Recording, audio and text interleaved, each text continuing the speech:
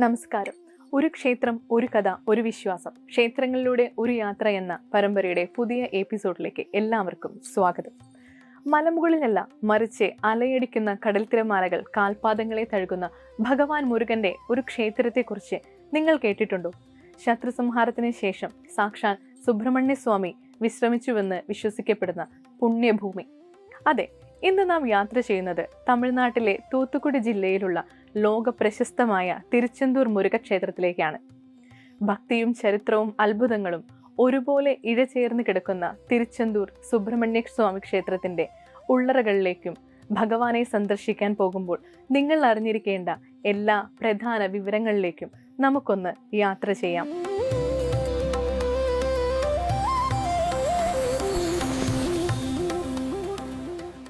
മുരുക ഭഗവാന്റെ 6 പടൈ വീടുകളെ കുറിച്ച് നിങ്ങൾ കേട്ടിരിക്കുമല്ലോ.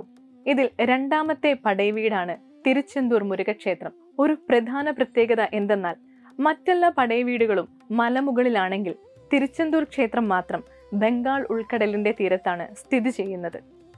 ഇതിനു പിന്നിൽ അതിശക്തമായ ഒരു ഐതിഹ്യമുണ്ട്. ദേവന്മാരെ അതിക്രൂരമായി ദ്രോഹിച്ചിരുന്ന ശൂരപത്മൻ എന്ന അസുരനെ നിഗ്രഹിക്കാനാണ് ഭഗവാൻ പരമശിവന്റെ നെറ്റിക്കണ്ണിൽ നിന്നും സുബ്രഹ്മണ്യ സ്വാമി അവതരിക്കുന്നത്.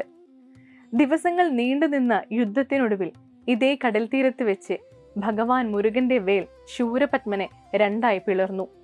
അസുരന്റെ ഒരു ഭാഗം മയിലായും മറുഭാഗം കോഴിയായും മാറി. ആ മയിലിനെ ഭഗവാൻ തന്റെ വാഹനമാക്കുകയും കോഴിയെ തന്റെ കൊടിയുടെ അടയാളമാക്കുകയും ചെയ്തുവെന്നാണ് സ്കന്ദപുരാണം പറയുന്നത്. ശൂരസംഹാരത്തിന് ശേഷം ശാന്തനായ സ്വാമി ഭഗവാൻ പരമശിവനെ പൂജിച്ച സ്ഥലമാണ് ഇന്നത്തെ തിരുച്ചെന്തൂർ ക്ഷേത്രം. പുരാണങ്ങൾ മാറ്റിവെച്ചാൽ രേഖപ്പെടുത്തപ്പെട്ട ചരിത്രത്തിലും ഈ ക്ഷേത്രത്തിന് വലിയൊരു സ്ഥാനമുണ്ട്. 1648 നടന്ന ഒരു സംഭവം കേട്ടാൽ നിങ്ങൾ ശരിക്കും അത്ഭുതപ്പെട്ടു പോകും. Dutch east India company Tiruchendur ക്ഷേത്രം ആക്രമിക്കുകയും സ്വർണമെന്നു കരുതി ഇവിടുത്തെ ഷൺമുഖർ വിഗ്രഹം കവർന്നെടുത്ത് കപ്പലിൽ കടന്നു കളയുകയും ചെയ്തു. എന്നാൽ യാത്രക്കിടെ കടലിൽ അതിഭയങ്കരമായ കൊടുങ്കാറ്റ് ആഞ്ഞടിച്ചു. ദൈവകോപം കൊണ്ടാണെന്ന് ഭയന്ന ഡച്ചുകാർ ആ വിഗ്രഹം കടലിലേക്ക് വലിച്ചെറിഞ്ഞു. വർഷങ്ങൾക്ക് ശേഷം മുരുകഭക്തനായ വടമലയപ്പ പിള്ളை എന്ന വ്യക്തിക്ക് ഒരു സ്വപ്ന ദർശനമുണ്ടായി. കടലിൽ ഒരു പ്രത്യേക ഭാഗത്ത് നാരങ്ങ പൊങ്ങിക്കിടക്കുന്നതും അതിനു മുകളിൽ ആകാശത്ത് ഒരു ഗരുഡൻ വട്ടമിട്ട് പറക്കുന്നത് കാണാമെന്നും അവിടെ ഭഗവാന്റെ വിഗ്രഹമുണ്ടെന്നുമായിരുന്നു സ്വപ്നം. അദ്ദേഹം ആളുകളുമായി പോയി സ്വപ്നത്തിൽ ദർശിച്ച അടയാളങ്ങൾ കണ്ട സ്ഥലത്തു നിന്നും ആ വിഗ്രഹം വീണ്ടെടുക്കുകയും ചെയ്തു. വിശ്വാസവും ചരിത്രവും ഒരുപോലെ സാക്ഷ്യപ്പെടുത്തുന്ന വലിയൊരു അത്ഭുതമാണിത്. ഭഗവാന്റെ പ്രധാന വഴിപാടുകളിൽ ഒന്നാണ് നാഴികപ്പാൽ അഥവാ ഇളനീർ അഭിഷേകം. അതുപോലെ തന്നെ ഏറ്റവും ഭഗവാന്റെ ഇഷ്ടപ്പെട്ട വഴിപാടാണ് പനിനീർ അഭിഷേകം. തൈര്, പാൽ, എണ്ണ എന്നിങ്ങനെയുള്ള അഭിഷേകങ്ങളും ക്ഷേത്രത്തിൽ നടത്തി വരാറുണ്ട്.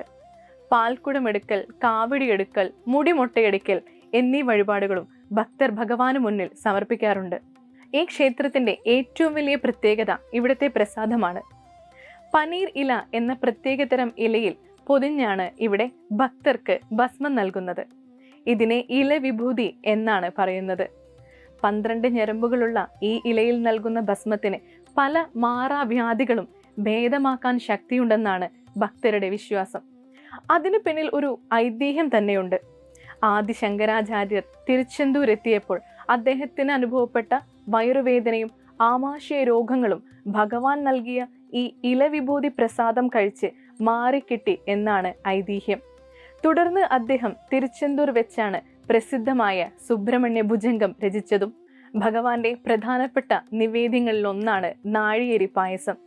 സുബ്രഹ്മണ്യ സ്വാമിക്ക് പ്രസാദമായി സമർപ്പിക്കുന്ന ഈ പായസം കഴിക്കുന്നത് സർവ്വ ഐശ്വര്യങ്ങൾക്കും ഉത്തമമായി കരുതപ്പെടുന്നു. കൂടാതെ സ്വാദിഷ്ടമായ പഞ്ചാമൃതവും ഇവിടുത്തെ പ്രധാന പ്രസാദമാണ്. വാസ്തുവിദ്യയിലും ഈ ക്ഷേത്രം വേറിട്ടാണ് നിൽക്കുന്നത്. സാധാരണ മഹാക്ഷേത്രങ്ങളുടെ പ്രധാന ഗോപുരം കിഴക്ക് ദർശനമായാണ് നിർമ്മിക്കാറുള്ളത്. എന്നാൽ ഇവിടെ കിഴക്ക് ഭാഗത്ത് കടലായതുകൊണ്ട് പടിഞ്ഞാറ് ഭാഗത്ത് 137 അടി ഉയരമുള്ള കൂറ്റൻ രാജഗോപുരം സ്ഥിതി ചെയ്യുന്നത്. 2004 ഡിസംബർ 26 ഭാരതീയ തീരങ്ങളിൽ നാശം വിതച്ച സുനാമി തിരുച്ചെന്തൂർ തീരമെത്തിയിരുന്നു. കടൽ തീരത്ത് നിന്ന് കഷ്ടിച്ച് 50 മീറ്റർ മാത്രം അകലെ സമുദ്രനിരപ്പിന് വളരെ അടുത്താണ് തിരുച്ചെന്തൂർ സുബ്രഹ്മണ്യ സ്വാമി ക്ഷേത്രം സ്ഥിതി ചെയ്യുന്നത്. അന്ന് രാവിലെ ഏകദേശം 10 മണിയോടെ കൂറ്റൻ തിരമാലകൾ അടിച്ചു കയറുന്നതിന് തൊട്ടുമുമ്പ് ക്ഷേത്രത്തിന് മുന്നിലെ കടൽ വെള്ളം പെട്ടെന്ന് 1 കിലോമീറ്ററോളം പിന്നോട്ട് വലിഞ്ഞു. സാധാരണ കാണാൻ കഴിയാത്ത കടലിന്റെ അടിത്തട്ടിലെ പാറകളും വലിയ കുഴികളും അന്ന് കരയിലുള്ളവർക്ക് കാണാമായിരുന്നു. അതിനുശേഷമാണ് വലിയ തിരമാലകൾ വന്നതെങ്കിലും ക്ഷേത്ര സമുച്ചയത്തിലേക്ക് വെള്ളം കയറുകയോ ക്ഷേത്രത്തിന് എന്തെങ്കിലും നാശനഷ്ടങ്ങൾ സംഭവിക്കുകയോ ചെയ്തില്ല. എന്നാൽ ക്ഷേത്രത്തിന് പുറത്തുള്ള ബസ് സ്റ്റാൻഡ് പരിസരത്തും മറ്റു തീരപ്രദേശങ്ങളും വെള്ളം കയറിയിരുന്നു. ഭക്തരും ക്ഷേത്ര ഐതിഹ്യങ്ങളും ഈ സംഭവത്തെ വിശേഷിപ്പിക്കുന്നത് ഭഗവാന്റെ അത്ഭുതമായാണ്. ക്ഷേത്ര ചരിത്രമനുസരിച്ച് വരുണദേവൻ ഭഗവാൻ മുരുകനെ ഒരു വാഗ്ദാനം നൽകിയിട്ടുണ്ടെന്നാണ് വിശ്വാസം. എത്ര വലിയ പ്രളയമുണ്ടായാലും സമുദ്രം ക്ഷേത്രത്തിന്റെ അതിര് ലംഘിച്ച് ഉള്ളിലേക്ക് കടക്കില്ല എന്നതായിരുന്നു ആ വാഗ്ദാനം. 2004 സുനാമി വന്നപ്പോഴും വരുണദേവൻ ഭഗവാനോടുള്ള ആ വാഗ്ദാനം പാലിച്ചതുകൊണ്ടാണ് കടൽ പിന്നോട്ടു പോയതെന്നും ക്ഷേത്രം പൂർണ്ണമായി സംരക്ഷിക്കപ്പെട്ടതെന്നും ഭക്തർ വിശ്വസിക്കുന്നു. ഇനി നിങ്ങൾ തിരുച്ചെന്തൂരിലേക്ക് ഒരു യാത്ര പ്ലാൻ ചെയ്യുകയാണെങ്കിൽ തീർച്ചയായും അറിഞ്ഞിരിക്കേണ്ട കാര്യങ്ങൾ പറയാം. തിരുച്ചെന്തൂരിൽ ദർശനത്തിന് ഒരു പ്രത്യേക ചിട്ടയുണ്ട്. ആദ്യം കടലിൽ കുളിച്ച് ശുദ്ധിയാവണം. അതിനുശേഷം തൊട്ടടുത്തുള്ള നാഴിക്കിണറ്റിൽ സ്നാനം ചെയ്യണം. കടൽ തീരത്താണെങ്കിലും ഈ കിണറ്റിലെ വെള്ളം നല്ല മധുരമുള്ള ശുദ്ധജലമാണ്. ശൂരസംഹാരത്തിന് ശേഷം ദാഹിച്ചു വലഞ്ഞ സൈന്യത്തിനായി സാക്ഷാൽ മുരുകൻ തന്റെ വേൽ കുത്തി ഉണ്ടാക്കിയതാണ് ഈ കിണർ എന്നാണ് വിശ്വാസം. പുലർച്ചെ 5 മണിയോടെ വിശ്വരൂപ ദർശനത്തോടെയാണ് നട തുറക്കുന്നത്. തുടർന്ന് ഉദയമാർത്താണ്ഡ പൂജ, ഉച്ചപൂജ, വൈകുന്നേരത്തെ സായാരക്ഷ പൂജ എന്നിങ്ങനെ ദിനചര്യകൾ നീളുന്നു. രാത്രി 9 മണിക്ക് അർദ്ധജാമ പൂജയ്ക്ക് ശേഷമാണ് നട അടയ്ക്കുന്നത്. മറ്റു പല ക്ഷേത്രങ്ങളെയും പോലെ ഉച്ചയ്ക്ക് നീണ്ട നേരത്തേക്ക് നട അടയ്ക്കുന്ന പതിവ് ഇവിടെയില്ല. പൂജകൾക്കും അലങ്കാരങ്ങൾക്കും നൈവേദ്യങ്ങൾക്കുമായി ചെറിയ ഇടവേളകളിൽ നട അടയ്ക്കുമെങ്കിലും ഭക്തർക്ക് പകൽ മുഴുവൻ ദർശനം നടത്താനുള്ള സൗകര്യമുണ്ട്. കേരളത്തിലേതിന് സമാനമായി പുരുഷന്മാർ ഷർട്ടൂരി വേണം ക്ഷേത്രത്തിൽ പ്രവേശിക്കാൻ. മുണ്ടാണ് അനുയോജ്യമായ വേഷം. സ്ത്രീകൾക്ക് സാരിയോ ചുരിദാറോ ധരിക്കാം. ക്ഷേത്രത്തിൽ സൗജന്യ അന്നദാനമുണ്ട്. കൂടാതെ ദേവസ്വം വക ഗസ്റ്റ് ഹൗസുകളും നിരവധി പ്രൈവറ്റ് ഹോട്ടലുകളും മിതമായ നിരക്കിൽ ഇവിടെ ലഭ്യമാണ്. തുലാമാസത്തിൽ നടക്കുന്ന സ്കന്ദഷഷ്ടി ഉത്സവമാണ് ഇവിടുത്തെ ഏറ്റവും വലിയ ആഘോഷം.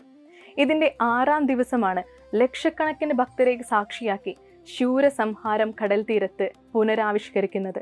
കേരളത്തിൽ നിന്ന് വരുന്നവർക്ക് തിരുവനന്തപുരം, നാഗർകോവിൽ, തിരുനെൽവേലി വഴിയോ അല്ലെങ്കിൽ തൂത്തുക്കുടി വഴിയോ ഇവിടെ എത്താം.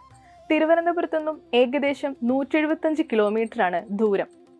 തിരുച്ചെന്തൂരിലെ തിരമാലകൾക്കും മുരുകനാമത്തിന്റെ താളമാണെന്ന് അവിടെ പോയിട്ടുള്ള ഓരോ ഭക്തനും പറയാറുണ്ട്. വെറുമൊരു യാത്രയ്ക്കപ്പുറം ആത്മീയതയുടെയും ചരിത്രത്തിന്റെയും ഒരു പുതിയ അനുഭവം തന്നെയാകും തിരുച്ചെന്തൂർ നിങ്ങൾക്ക് സമ്മാനിക്കുക. ഈ വിവരങ്ങൾ നിങ്ങൾക്ക് പുതിയൊരു അറിവായിരുന്നുവെന്ന് വിശ്വസിക്കുന്നു. ഈ വീഡിയോ നിങ്ങൾക്ക് ഇഷ്ടമായെങ്കിൽ സുഹൃത്തുക്കൾക്കും കുടുംബാംഗങ്ങൾക്കും തീർച്ചയായും ഷെയർ ചെയ്യുക. ചാനൽ സബ്സ്ക്രൈബ് ചെയ്യാൻ മറക്കരുത്. മറ്റൊരു ക്ഷേത്രത്തിൻ്റെ അത്ഭുതങ്ങളുമായി അടുത്ത എപ്പിസോഡിൽ കാണാം. ഒരു ക്ഷേത്രം, ഒരു കഥ, ഒരു വിശ്വാസം. നന്ദി, നമസ്കാരം.